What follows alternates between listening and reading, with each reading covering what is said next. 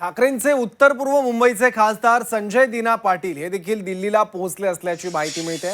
त्यांच्या निवासस्थानाजवळून आढावा घेतलाय आमचे प्रतिनिधी अमोल पेडणेकर यांनी।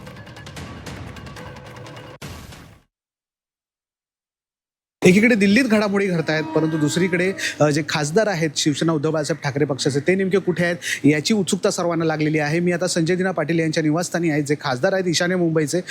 या ठिकाणी जर आपण पाहिलं तर काल जी माहिती या ठिकाणी मिळते, कालपर्यंत संजय दिना पाटील हे त्यांच्या निवासस्थानीच होते, त्यांचे कार्यालय देखील याच परिसरामध्ये आहे।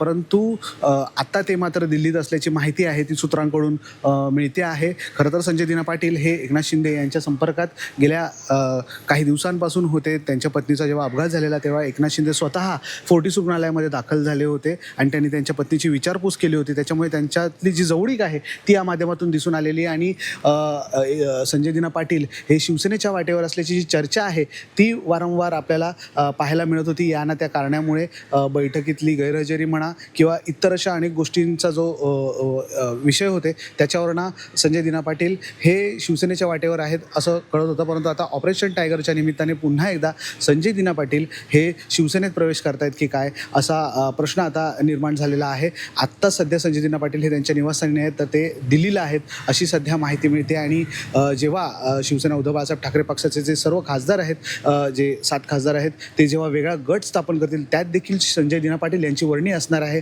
अशी माहिती सध्या आपल्याला प्रथमदर्शनी पाहायला मिळते आहे। अमोल पेडणेकर, झी मीडिया, मुंबई।